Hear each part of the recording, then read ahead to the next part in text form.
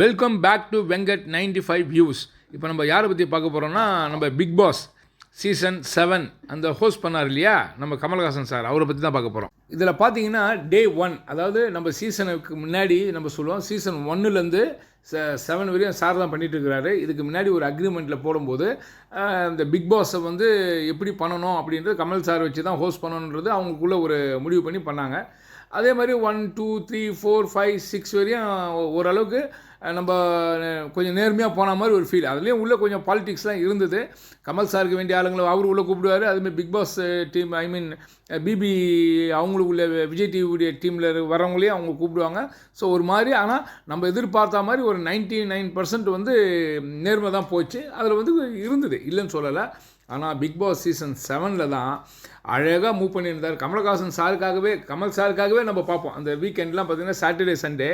ஆனால் அவர் என்னென்னா நல்லா தான் போயிட்டு இருந்தது.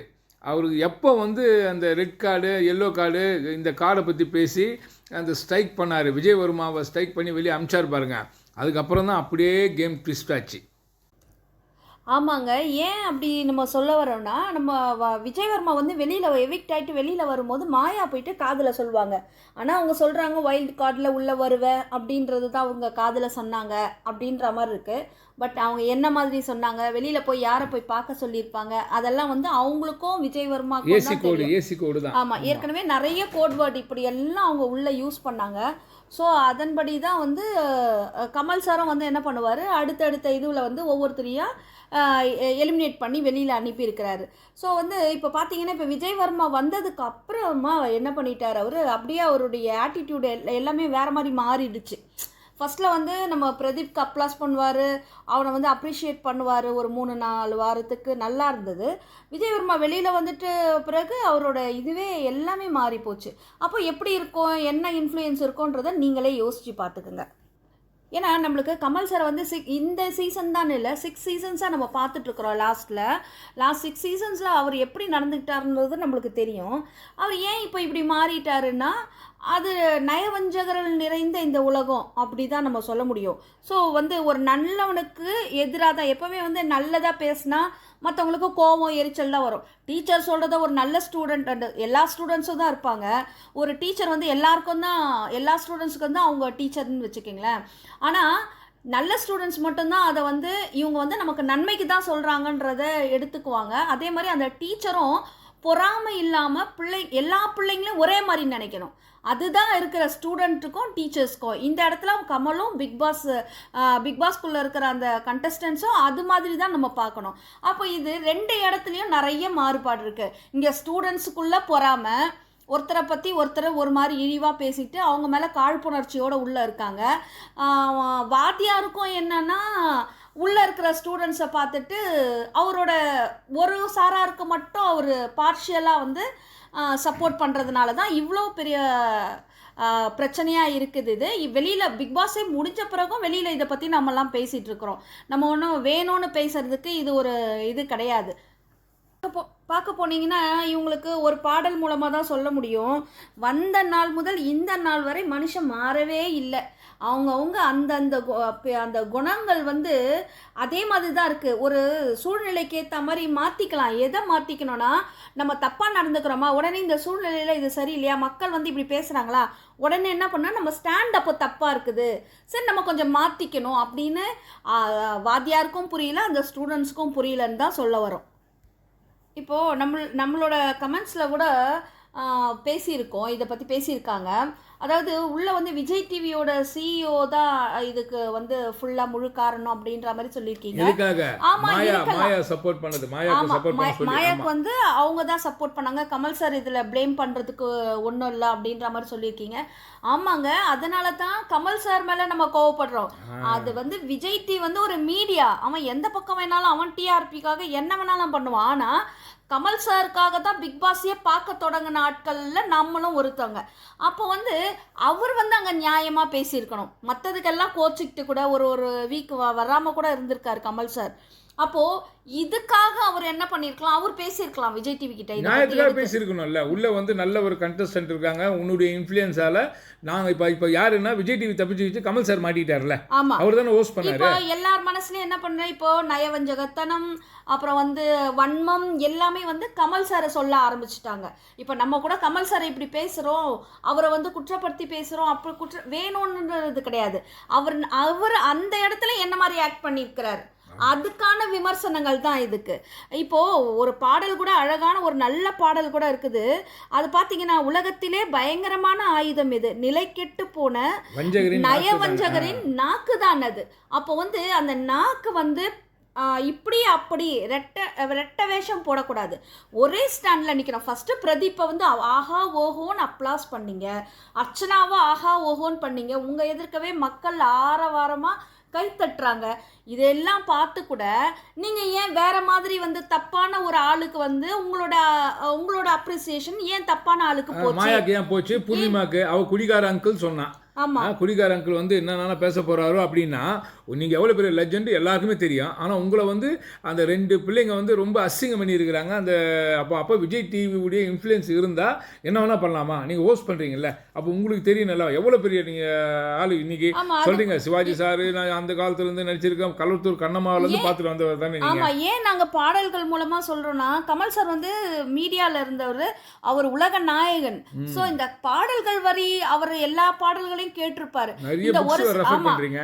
ஆமா, அப்படி இருக்கு. அதனால தான் நாங்க அந்த பாடல்ல இன்ஃப்ளூயன்ஸ் ஆயிட்டு சரி இதன் மூலமா சொல்ல வரோம் கருத்துக்களை. அன்னைக்கு எப்படி ஒரு சுதந்திரத்துக்கோ மற்ற விஷயத்துக்கு வந்து மேடை நாடகங்கள் பாடல்கள் எப்படி கை கொடுத்ததோ, நம்மளோட விஷயத்தை கொண்டு சேர்க்கறதுக்கு நாங்கள் பாடல்களை யூஸ் பண்ணுறோம். அதுக்கப்புறம் பார்த்தீங்கன்னா, இப்போது இவங்களோட விஷயங்கள் எல்லாம் பார்த்தா எப்படி இருக்குதுன்னா, விவசாயியில் ஒரு பாடல் இருக்கும், மனுஷன் சாப்பிடுறாண்டா தம்பி பயலே, இது மாறுவதெப்போ தீருவதெப்போ நம்ம கவலை. ஏன் இப்படி பாடுறோன்னா, மனுஷன் ஒரு பிரதீப்ன்றவனும் ஒரு மனுஷன், அவன் எளியவன் தெரிஞ்சதுனால நீங்கள் அடிச்சிட்டீங்க. அதுக்கான ஒரு பாடல் தான் இது. எங்களுக்கு வருத்தமாக இருக்குது. நம்ம எல்லாருக்குமே இதில் ஒரு வருத்தம் இருக்கும். நம்ம ஒரு சாரா இப்போ வந்து கமல் சார் நம்மளுக்கு எல்லாருக்கும் பிடிக்கும்னு வச்சுக்கிங்களேன். ஆனால் அவர் எப்போ ஒருத்தர் பிடிக்கும்ன்றதுக்காக தவறே செஞ்சால் கூட அவர் செய்கிறதெல்லாம் சரின்னு அவர் எனக்கு பிடிக்கும், அதனால் அவர் தப்பே பண்ணால் கூட அது சரிதான்ப்பா, அவரை பற்றி யார் பேசினாலும் நாங்கள் திட்டுவோம், அப்படி இருக்கக்கூடாதுல்ல. நியாயம் நமக்கு உள்ள மனசுக்குள்ளே ஒன்று பேசும்ல, ஒரு சொல்லும், இது கரெக்டு இது தப்புன்னு, அதன்படி நடந்துக்கணும் எல்லாருமே. அதுக்கு தான் மனசாட்சிப்படி நடந்துக்கணும்னு சொல்கிறது. இதுக்கு தான் இன்னொரு பாடலும் அவருக்கு சொல்கிறோம் பாருங்க, நெஞ்சுக்கு தேவை மனசாட்சி, அது நீதி தேவனின் அரசாட்சி, அத்தனை உண்மைக்கும் அவன் சாட்சி, மக்கள் அரங்கத்தில் வராது அவன் சாட்சி. இந்த பாடல்கள் ஆனால் வந்து கடவுளுக்கு தெரியும்ல, இது வந்து யார் தப்பு பண்ணியிருக்கீங்க யார் சரி பண்ணியிருக்கீங்கன்னு. இந்த இடத்துல கடவுளாக யார் இருக்காங்க? மக்கள் இருக்காங்க. மக்கள் தீர்ப்பே மகேசன் தீர்ப்பு. அப்போ வந்து மக்கள் எல்லாமே சொல்லியிருந்தோம். கமல் சார் வந்து பிரதீப் பக்கம் பேசாதது எல்லாருக்குமே ஒரு வருத்தத்தை தான் கொடுத்தது. அதனால தான் நாங்கள் சொல்கிறோம். எல்லாருமே இதை தான் சொல்கிறாங்க. ஏன் டைரெக்டாகவே அவருக்கே வந்து என்ன பண்ணியிருந்தாங்க, ட்வீட் போட்டு டேக் பண்ணியிருந்தாங்க. அதனால் வந்து இவர் பண்ணுறது எல்லாமே சரின்னு எங்களால் சொல்ல முடியாது. கமல் சார் பிடிக்கும், ஆனால் அவர் செஞ்சது தப்பு. இந்த ப்ரோக்ராமில் அது விஜய் டிவி உள்ள இது பண்ணது தப்பு. அவர் என்ன சொல்லிடுறாரு, நான் எடுக்கல முடிவு, இது உள்ள வந்து எடுத்தது தான், இந்த பிக் பாஸ் டீம் வந்து அதை விஜய் டிவி உள்ள அவங்களுக்குள்ள நான் பேசி டிஸ்கஸ் பண்ணி தான் நாங்கள் பண்ணுறோம். ஆமாம் சார், நீங்கள் சொல்கிறீங்க நிறைய பேர் வந்து இதில் இன்வெஸ்ட் பண்ணியிருக்காங்க, அவங்கெல்லாம் சொல்கிறாங்க, அவங்க எடுத்த முடிவெல்லாம் நீங்கள் சொன்னீங்க கமல் சார். ஆனால் வந்து உங்களுக்குன்னு ஒரு பதவி அங்கே இருக்குல்ல, நீங்கள் அந்த பதவியை நல்லவனுக்காக நீங்கள் இன்ஃப்ளூயன்ஸ் பண்ணியிருக்கலாமே, நீங்கள் பேசியிருக்கலாமே. அதுக்கான ஒரு பாடல் தானே இது. பதவி வரும்போது பணிவு வர வேண்டும், துணிவு வர வேண்டும் தோழா, பாதை தவறாமல் பண்பு குறையாமல் பழகி வர வேண்டும் தோழா, அன்பே உன் அன்னை அறிவே உன் தந்தை, உலகே உன் கோயில் ஒன்றே உன் தேவன். இதுதான் உண்மை. ஏன்னா உலகம்தான், ஏன்னா இந்த உலக ரசிகர்கள் தான் உங்களை ஆண்டவர்னு சொல்றாங்க. அந்த அளவுக்கு பேர் எடுத்திருக்கீங்க, அந்த அளவுக்கு நீங்க பேர். அப்போ இந்த உலகத்துல இருக்கிற கோயிலா மதிக்கிற இந்த மக்கள் தான் உங்களுக்கு மனசாட்சியா இருந்து உங்களுக்கு ஒரு வார்த்தை சொல்றாங்க. அப்போ வந்து இதை நீங்க வந்து தெளிவா யோசிச்சிருந்தீங்கன்னா கட்டாயம் நீங்க பிரதீப்க்கு கட்டாயம் நல்ல தீர்ப்பு சொல்லியிருப்பீங்க. நீங்கள் 1000 படம் லைவ் நடிக்கலாம் சார். எவ்வளோ படங்கள் வந்து எவ்வளோ நாட்கள் ஓடி இருக்கு, எவ்வளோ அவார்டு வாங்கியிருக்கீங்க, எவ்வளோ நேஷனல் அவார்டு, பத்மஸ்ரீ அவார்டு, இந்த மாதிரி சொல்லிகிட்டே இருக்கலாம். நீங்கள் அவ்வளோ பெரிய லெஜெண்ட்டு. இந்த பிக் பாஸை நம்பி இல்லைன்றது எல்லாருக்குமே தெரியும். ஆனால் அந்த இடத்துல உங்கள் ஸ்டாண்டை நீங்கள் காமிச்சே இதுதான் அப்படின்னு நீங்கள் ப்ரூவ் பண்ணியிருந்தீங்கன்னா லெவலே வேறு சார். எங்களுக்கு அதான் வருத்தம். ஆமாம் சார், நீங்கள் அதே மாதிரி அந்த நிக்சன் வந்து பேசுனதுக்கு வந்து குத்திடுவேன் சொருகிடுவேன்னு சொன்னதுக்கு நீங்கள் வந்து ரொம்ப காமெடியாக எடுத்துக்கிட்டீங்க. அது எப்படி சார் எடுத்துக்க முடியும் சொல்லுங்க? இதே அர்ச்சனாவோட அப்பா அம்மா ஒரு மீடியான்றதுனால அக்ரிமெண்ட்லாம் போட்டிருக்கறனால அவங்க சாதாரண போட்டாங்க. வெளியில் அது மாதிரி சொல்லியிருந்தாங்கன்னா கண்டிப்பாக கம்ப்ளைண்ட் பண்ணி எஃப்ஐஆர் பண்ணியிருப்பாங்க. நீங்கள் சொல்லுங்கள், இது மக்கள் எல்லாருக்குமே தெரியும். லத்தி சார்ஜ் பண்ணியிருப்பாங்க அவன் மேலே இப்படி பேசுனதுக்கு. ஆனால் ஏன் உங்களுக்கு அது தெரியாமல் போச்சு? நீங்கள் எல்லாமே கரைச்சி குடித்தவர். நீங்கள் ஒரு என்ன சொல்கிறது, ஒரு புத்தகமே நீங்கள் தான் பார்க்க போனால். ஆனால் கூட நீங்கள் ஏன் இப்படி பண்ணீங்கன்றத எங்களுக்கு ரொம்ப வருத்தமாக இருக்குது. அதே மாதிரி நீங்கள் சொன்னீங்க தௌலத்து. ஆமாம், தௌலத்துன்ற வார்த்தைக்கு நீங்கள் தினேஷ்க்கு வந்து சொன்னீங்க. அதுக்கு நாங்களும் வந்து தௌலத்னா என்னன்றத உங்களுக்கு ஒரு நம்ம வீடியோலேயே லாஸ்ட் வீடியோஸில் சொல்லிட்டோம். தௌலத்துன்றது வீரம். உன்னோட தௌலத்தெல்லாம் எங்ககிட்ட காட்டாதப்பா அப்படின்னு சொல்லுவாங்க. உன்னோட வீரத்தை எங்ககிட்ட காட்டாத. அதனுடைய அர்த்தம் அதுதான். நீங்கள் ஒரு பெரிய புக் ரீடர், புக்கு பிரியர் நீங்கள். ஆனால் உங்களுக்கு இது தெரியாமல் போயிடுச்சு. நீங்கள் திரும்பவும் அந்த இடத்துல தினேஷே வந்து என்ன சொல்லிட்டீங்க, அவரை வந்து ஸ்ட்ரைக் கொடுத்துருவா அப்படின்ற மாதிரிலாம் ஒரு மாதிரி நீங்கள் மிரட்டல் விட்ட மாதிரி இருந்தது. அது எங்களுக்கு சாதாரணமாக இல்லை. அட்லீஸ்ட் நீங்கள் யோசிக்கலாம், ஏங்க தௌலத்னா என்னன்னு தெரியுமா, மற்றவங்களுக்கெல்லாம் கேட்டிருக்கலாம். இல்லைன்னா ஏதாவது நீங்கள் தான் காதுக்குள்ளவே அந்த மைக்ரோஃபோன் வச்சுருக்கீங்கல்ல, தப்பா சரியா இதெல்லாம் உங்களுக்குன்னு ஒரு டீம் இருக்காங்களா, அப்புறம் அவங்க எதுக்காக நீங்கள் வச்சுருக்கீங்க, இதெல்லாம் நீங்கள் கேட்டுட்டு சொல்லியிருக்கலாம். இதே தான் உங்களோட சினிமா இதுலேயே வந்து பாடல்கள்லாம் நிறைய இருக்குது. அந்த மாதிரி பாடல்களுக்கெல்லாம் நிறைய அப்ளாஸ்லாம் கிடச்சிச்சு. வா வாத்தியாரே ஊட்டாண்ட நீ வராங்காட்டி நான் விட மாட்டேன், ஜாம்பஜக்கு நான் செய்தா பேட்டை கொக்கு இப்படின்னு சாதாரணமான பேச்சு மொழியில் ஒரு பாடல்கள்லாம் இருக்குது. இது மாதிரி பாடல்கள்லாம் நீங்கள் கேட்டு வளர்ந்தீங்க, என்ஜாய் பண்ணீங்க. அது மாதிரி பாடல்களை கேட்டு நீங்கள் அப்போது இதெல்லாம் நல்ல தமிழ் தானே. இந்த பாடல்களை யாருமே ரசிக்கவே இல்லையா, வேண்டானே சொல்லிட்டாங்களா? எல்லாருமே சரிகமா பதனி அப்படியா பார்த்தாங்க? எப்படி இல்லை, எல்லாமே பாடல்கள், எல்லாமே சங்கீதம். 7 ஸ்வரங்களில் பாடல் எப்படி வேணாலும் பாடலாம் கமல் சார். ஆனால் வந்து நீங்கள் என்ன சொல்லிட்டீங்க, வட சென்னை அப்படின்னு வந்து அடையாளப்படுத்திட்டீங்க. அதுவும் தப்பு. இந்த பாடல்கள்லாம் நீங்கள் ரசிச்சிருக்கீங்க. அப்போ இதையே எடுத்துக்கல. இது எப்படி மக்கள்கிட்ட அவ்வளோ பெரிய ஆரவாரம், நம்ம ஆட்சி பாடின பாடல் எப்படி வாலி சார் எழுதியிருக்காங்க, எப்படி அப்போது கவிஞர் வந்து தப்பாக எழுதிட்டாரா? அந்த பாடல் வரிகளில் எவ்வளோ கவர்ந்தது எத்தனை பேர் வந்து எங்களுக்கே சின்ன வயசில் ஆச்சரியமாக இருக்கும். அந்த இதுவில் ரேடியோவில் உங்களுக்கு பிடித்த பாடல் இதோ அப்படின்னு வரும். அப்போது இதெல்லாம் இந்த பாடல்கள்லாம் கேட்டு நம்மளை திருத்திக்கிறதுக்கான பாடல்கள் சார். அதனால் நீங்கள் அப்படி பண்ணது எங்களுக்கெல்லாம் மனசு வருத்தமாக இருந்தது. ஸோ உங்களை பற்றி பேசுகிறதோ உங்களை பற்றி குற்றப்படுத்துறதோ எங்களுக்கு விருப்பம் இல்லாத விஷயந்தான். ஆனால் நீங்கள் தப்பு செஞ்சீங்க, அதை நாங்கள் சொல்கிறோம். ஏன்னா மக்கள் மனசெல்லாம் ஒரு சிலரோட மனசு வந்து காசுக்கு ஏற்ற மாதிரி, மதத்துக்கு ஏற்ற மாதிரி, மொழி, இனம், நிறம் இதுக்கெல்லாம் ஏற்ற மாதிரி மாறி மாறி பேசுறதுனால மக்கள் ஒரு ஸ்டேட்டில் பார்த்திங்கன்னா கன்ஃபியூஸாக ஆகிடுறாங்க. இவங்க நம்மளுக்கு ஃபேவர் பண்ணுவாங்களா, இவங்க நம்மளுக்கு நல்லது பண்ணுவாங்களா? அப்படி இல்லை சார். நம்ம எல்லாருமே மனுஷங்க, நம்மளுக்கு 6 அறிவு கொடுத்துருக்காரு கடவுள். அதனால் வந்து நம்மளுக்கு நல்லவங்க யார் கெட்டவங்க யாருன்னு பிரித்து புரிஞ்சுக்கிற புத்தி இருக்குது நமக்கு. ஒரு சில நேரத்தில் நம்ம அதில் தவறிட்டதுனால தான் ஒரு சில தப்பான, இப்போ நீங்கள் பேசிட்டா மாதிரி அந்த பிரதீப்ன்றவரை வந்து நீங்கள் தப்பாக அடையாளப்படுத்திட்டீங்க. ஆனால் நீங்கள் அப்படியே உள்ள தப்பாக அடையாளப்படுத்தினாலே அதை நீங்கள் சரி பண்ணி வெளியில் அனுப்புகிற மனுஷன் அப்படியே அனுப்பி விட்டுட்டீங்கல்ல. அதாவது வாய்ப்பு கொடுக்கவே இல்லையே. அது கஷ்டமாக இருக்குது கமல் சார்.